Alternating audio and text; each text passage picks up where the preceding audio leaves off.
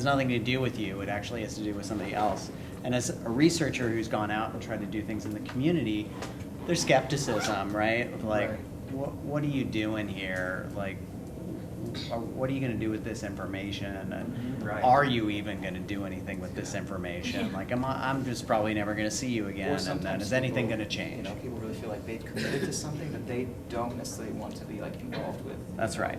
So, Yeah, so I think those are challenges. I think history, and then anytime you're coming from an agency or the university and you're doing research, there's going to be, I just feel like I encounter skepticism around, Yeah. Are you really going to do anything, or are you just trying to, Right.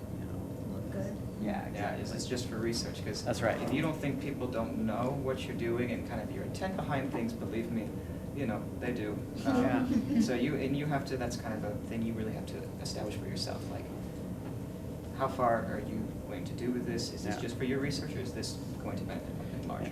And it's really tricky, if I come out and I'm doing interventions with kids and we do something, works great, and then I leave and then Right. never see them again. Ethically, figuring out, am I okay with that, or what are my responsibilities with this person? You say, oh yeah, look at, and then I go present the data, or I write it up and it's published in a journal, and I think that's great. But what about that? What about those participants who were in my study? What about the ones who were in the control group?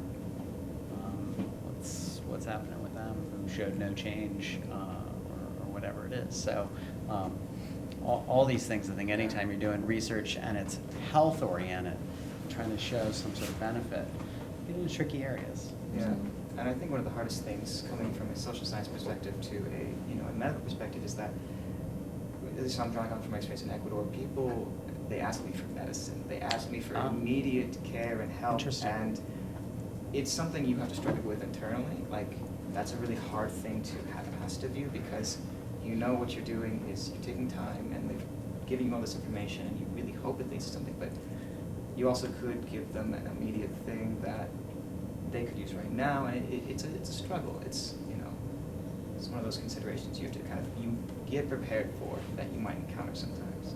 Absolutely. So I think there's some common ground. Yeah. Which is good. Speaking of which, I know we're over time, so the assignment for your interprofessional groups is to take one last look at the Segue framework, and as a group decide what are the critical elements. I mean, what are the things that you absolutely can't do without? And if it is just saying hello, maybe that's all you're left with. But what do you all agree is a critical element of Segue for what it is you do?